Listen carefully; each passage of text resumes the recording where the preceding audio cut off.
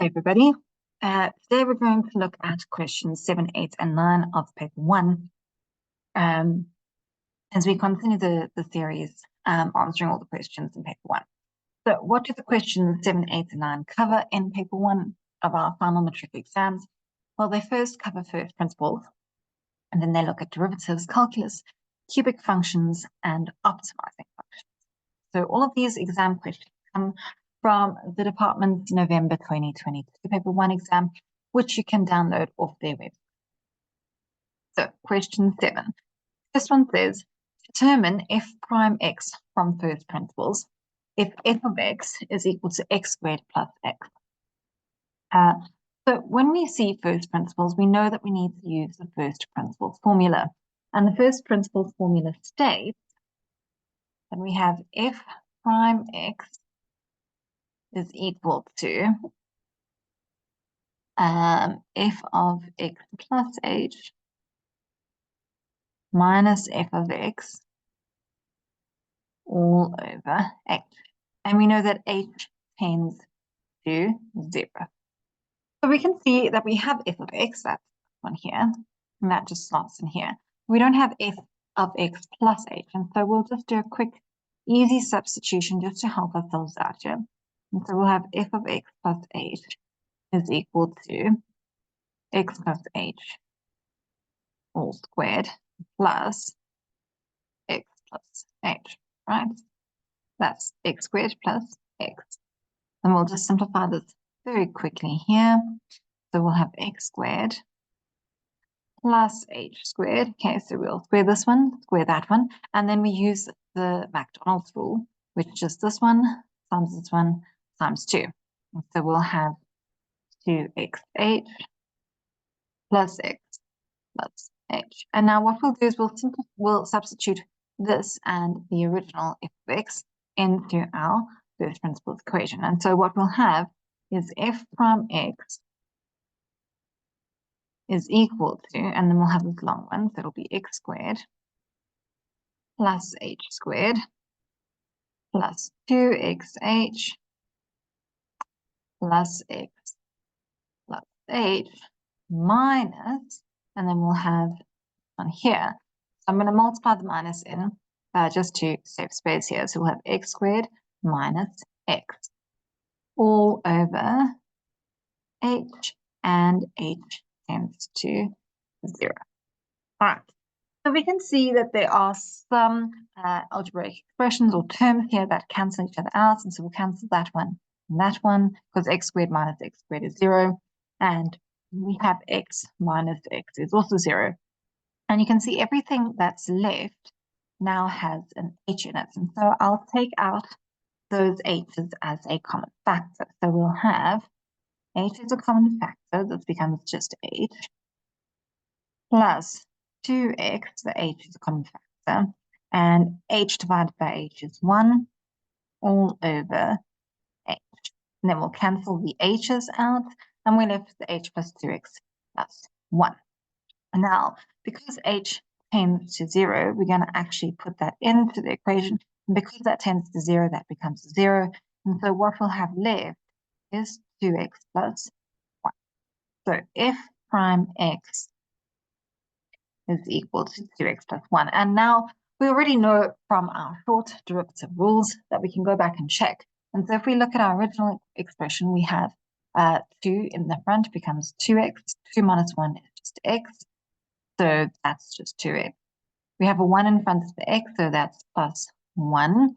And we can see 1 minus 1 is 0. And so we have x power 0 is 1. So 1 times 1 is 1. And so we can see that these two calculations are exactly the same. And therefore, we know that we've done the right steps and we haven't made any mistakes in our calculation. So the next question says, determine f prime x if f of x is equal to 2x to the power 5 minus 3x to the power 4 plus 8x, which is pretty simple and straightforward. And we can see that we're not told to use first principles, so we're just actually going to use our shortcut. And so we'll have f prime x is equal to, and we know that the shortcut says we multiply the exponent with the coefficients. So 2 times 5 is 10. I'll put down our x. 5 minus 1 is 4. Right.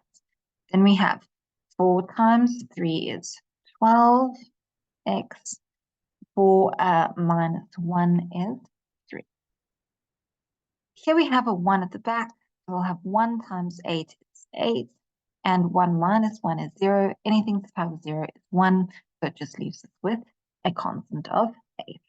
So you can see there's a mark here, a mark here, and a mark there. The next question says, the tangent to g of x is equal to ax cubed plus 3x squared plus bx plus c. And so the first thing that we need to do when looking at the tangent is to find our prime or gradient line, right? Which is just g prime x. So we'll start with that. So we have g prime x is equal to 3ax squared plus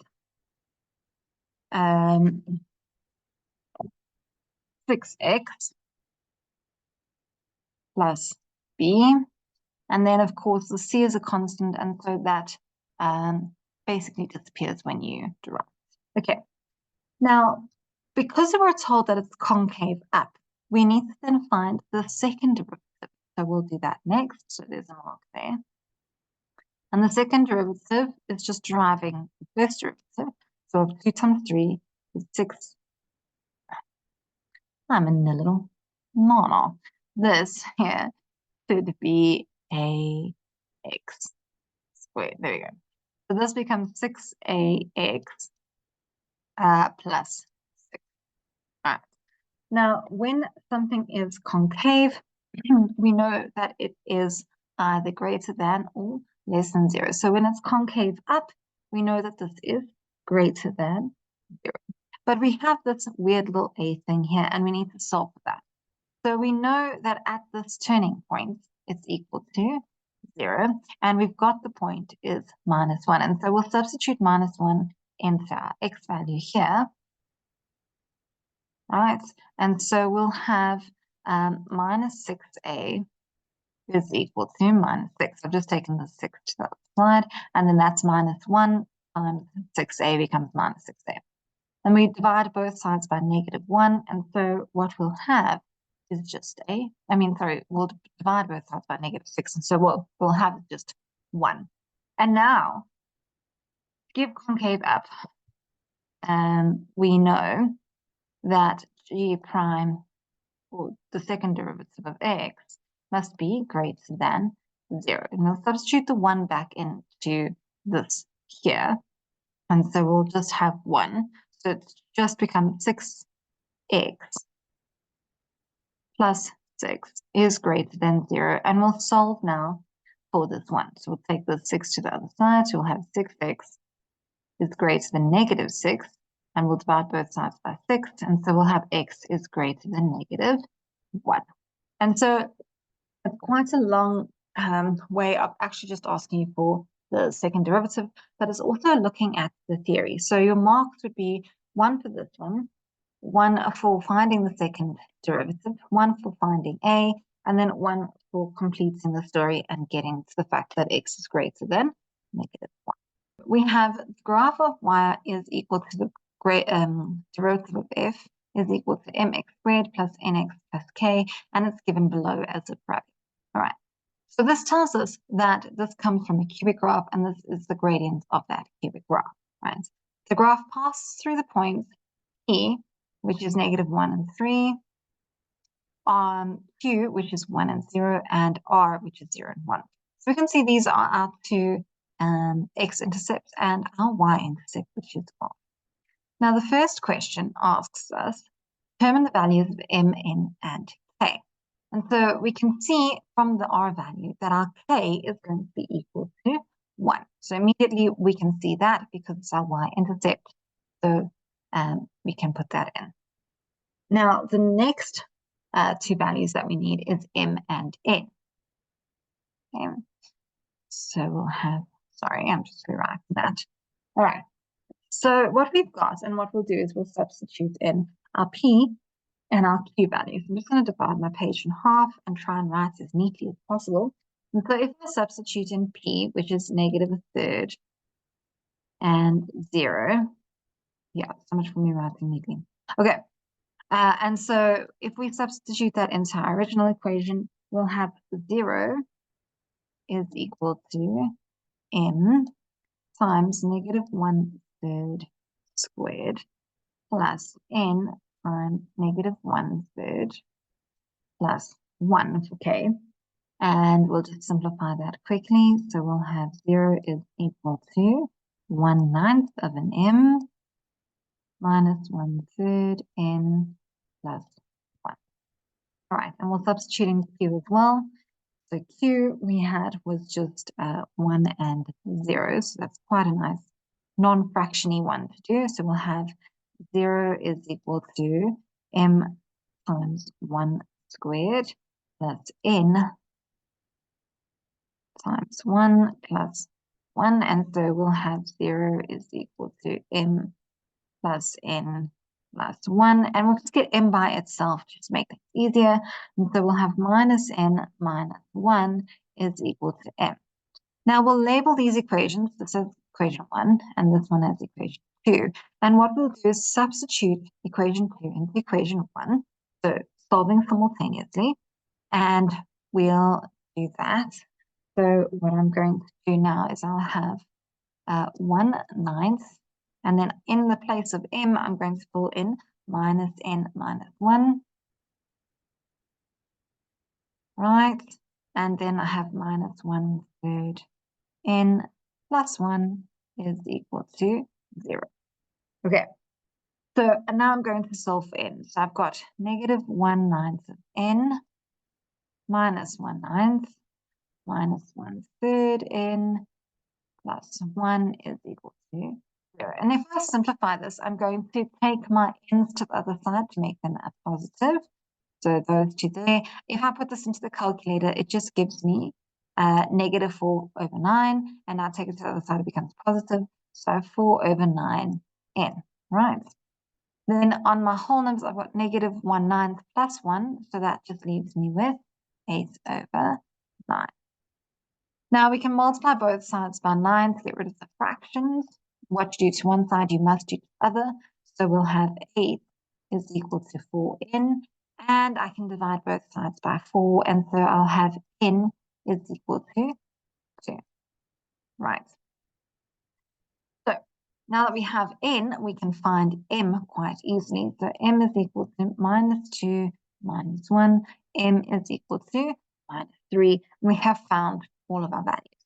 So 1 mark for k is equal to 1, right? 1 mark for simplifying the first and substituting in p. 1 mark for this one here, for the second equation. 1 mark for simplifying to get to 8 is equal to 4n, and 1 mark for the n is equal to 2. And finally, 1 mark for m is equal to -3. All right, so that is 8.1. Now 8.2 then says, so just make a note of these values quickly if you want to pause the video and do that, or if you've been following along and doing the questions with me, awesome. So now we go to 8.2 and it says, it is further given that, and then they've given you the actual equation or the actual line of the cubic function, all right? And so it says f of x is equal to -x cubed plus x squared plus x plus 2. And it says determine the coordinates of the turning point of f. Now, we already know from the previous question that, which we found of m, n, and k, that if we substitute in to our derivative, what we will have is f of prime x is equal to -3x squared plus 2x plus 1. There's your m, your n, and your k values. All right, so we've got this. And then it says determine the turning point. So now we know that our turning points are P and Q. So it's going to be -1/3 and 0. And our other turning point is Q, which is 1 and 0. So because our x values we can just substitute our x values back into our original y. And so we'll have, what we'll have is f of negative 1/3 is equal to negative 1/3 cubed plus 1/3 negatives there, squared plus negative 1/3 plus 2. And we'll chuck all of this just quickly into our calculator. And so what it will give us is, just quickly, we're going to have negative in front, and then negative 1/3 to the power of 3, right? Plus negative 1/3 to the power of 2, plus negative 1/3, and our last value is 2 is equal to, and we get 1 and 22/27, or 49/27. So our first y value is that. Now, we'll do that again for the second expression. All right, and so we'll substitute in here for q, where x is 1, and we'll get our y value. So f of 1 is equal to negative 1 cubed plus 1 squared, which is a lot easier to do than the fractions. And so we'll have minus 1 plus 1 is 0, plus 1 plus 2 gives us 3. And so we'll have our two turning coordinates, which will be negative 1/3 and 49/27. And the other turning point, which will be 1 and 3. All right. So that's that first part of 8.2.1. Now, what follows on from 8.2.1, obviously, is 8.2.2, and it says draw the graph of f and indicate the graph on your graph, the coordinates with turning points and the intercepts with the x-axis. So with the axis, so we've got our intercept, all right? And so what we'll do is we'll just draw our Cartesian plane. We can see here that our y-intercept is at 2 and 0. So I'm just going to use the blocks here to help me. We know that one intercept is negative 1/3, and our turning point, sorry, is negative 1/3, and 49/27 is approximately, yeah. And then we'll have the other one, which is 1 and 3 here, okay? And this is a negative graph, so it's generally going to wind up going down. So it starts going down, then it goes up for a bit, and then it comes down again. So what we've got is here, this is our peak here, and then it goes down again. Now, of course, you'll have an x-intercept as well, which you'll have to find. And so you'll have to find that using your original expression. And so if we, you'll have to just solve for x here. And the easiest way, again, to do this is actually just to chuck all of that onto your calculator using your table mode. So let me show you that quickly. So if we press mode and we go to the table, and then what we say is we're going to input the function. So we're going to have negative x cubed plus x squared plus x plus 2 is equal to, and we'll leave function 2 for now. Let's start at -5 just to give it some space. 0 and 1. And so what we're doing is we're looking for where the answer is 0. And if you scroll up, you can see that it's very high numbers in the answer. So that's not leading us to 0. So we'll go the other direction. And we'll see that 0 is somewhere between -1 and 1. And let's just continue. Oh, and then x is equal to 2. So because we can see from the picture that we drew that there's only actually one x, then what we have is just x is equal to 2. and we don't need to look any further than that. Okay, so you'll get a mark for your two turning points, a mark for your y-intercept, mark for your x-intercept, which was at 2 and 0, and a mark for the actual shape, because remember we spoke about how the shape is generally, so it starts negative, has a change of heart, and then changes back to negative. And we can tell the shape by the sign in front of our x cubed. If it was generally positive, we would start positive, get a little bit sad, change our minds again, and go back to generally positive. Right. Points E and W are two variable points on F prime and are on the same horizontal line. Now, 8.3 continues off from the original graph that we have here. And so we found mx plus mx squared plus nx plus k. And so we already have a lot of information to help us with this question. And so if we look, h is a tangent to f prime at E, g is a tangent to f prime at W, h and d intersect at D is equal to A and B. Write down the value of A. So here, what they're asking us for is to find the second derivative. So we already know that f of x prime, which we found earlier, was just this one here, negative 3x squared plus 2x plus 1. And if we derive that again, or then we get f double prime of x, which is equal to negative 6x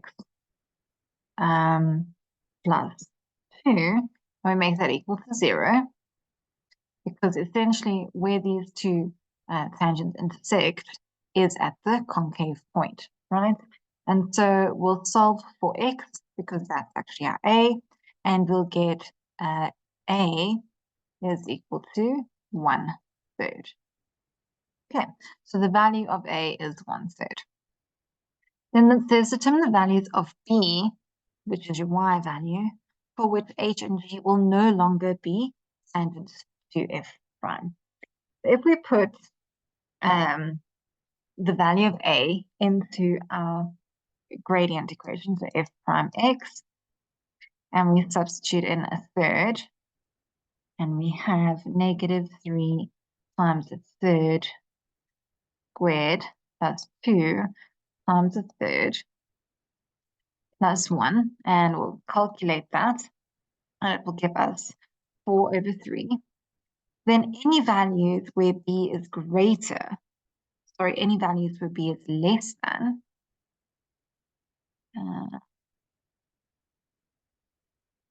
less than 4/3, the tangents will no longer be tangents, h and g will no longer be tangents to f prime.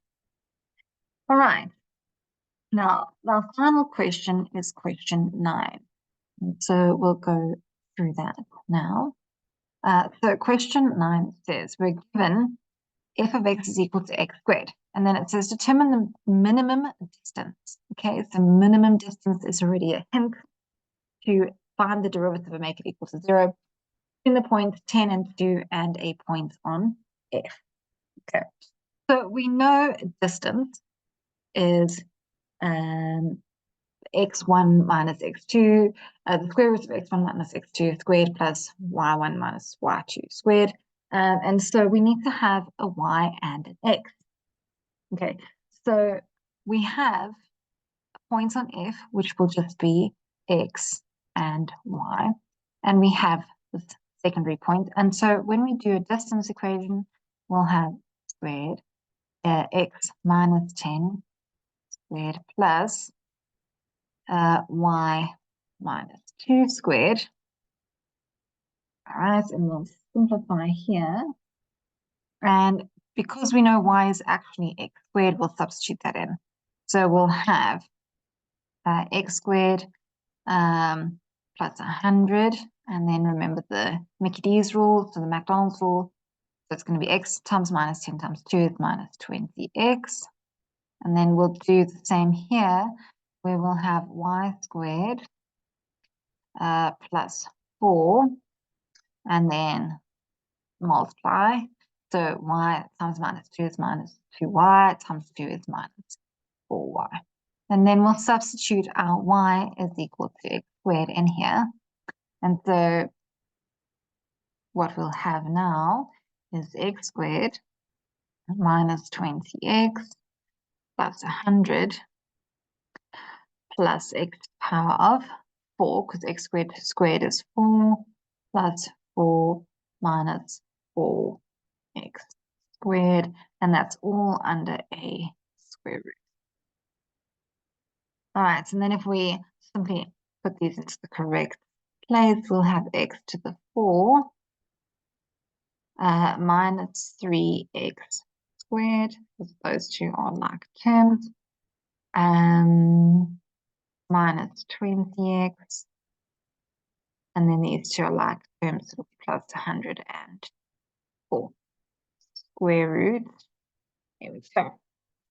All right, so now before we need to minimize what's inside, and so we'll find the derivative of the term inside. So our derivative of this term is going to be 4x cubed minus 6x minus 20 is equal to 0. And then we'll try and simplify by solving for x. And so we can find our x values by typing it into the table mode of the calculator. So just make a note of this because it's all going to disappear when I change over to my calculator. So again, in table mode, what we're going to do is put in our derivatives. We have 4x to the power of 3 minus 6x minus 20, right? And then we'll just leave those values there. Right, so now we're looking again for 0. So we can see as we scroll up that it's just getting very, very small. So we'll go back up to the other side and we can see x is equal to 2.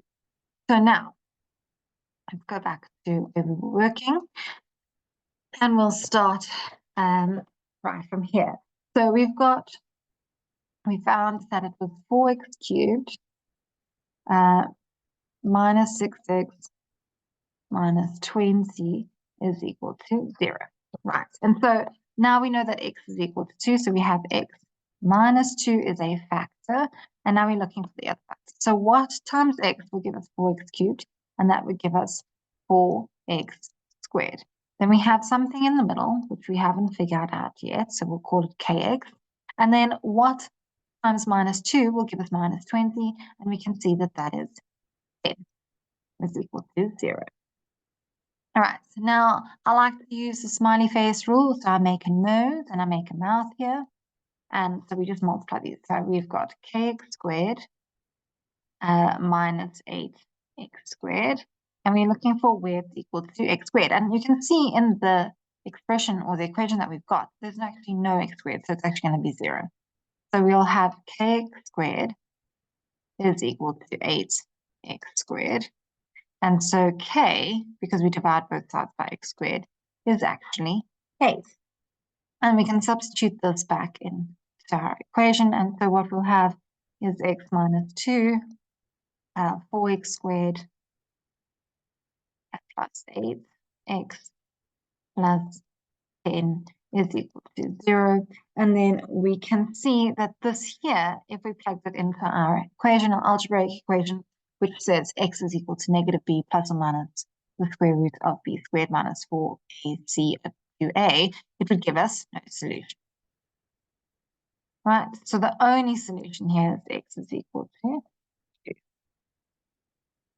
And when we substitute that into our distance formula, our original distance formula that we had square root of, that'll be 2 to the power of 4 minus 3 times 2 squared minus 20 times 2 plus 104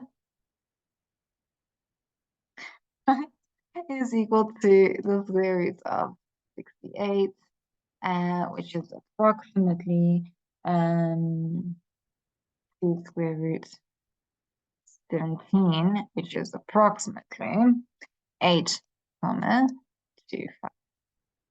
All right. So you can see this is quite a lot of marks, quite a lot of work for quite a lot of marks. So you've got 8 different marks. So firstly, making your y equal to x squared is a mark, doing the distance formula and substituting is a mark, doing all of the steps and simplifying that is another 2 marks. Then you've got finding the derivative is a mark. You've got making it equal to 0 is a mark. And then finding that x is equal to 2 is a mark. And your final substitution in is a mark as well. So you can see it's quite a lot of work. 8 minutes in an exam should, 8 marks in an exam should take you at least 10 to 15 minutes to complete. So you've got time to really work through this. Be patient with yourself.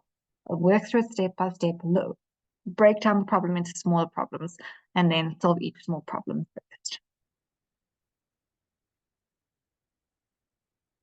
Okay, guys, thanks so much for watching. Please like and subscribe. And then our next video on probability and the last one in the series for paper 1 is coming up next. Ciao for now.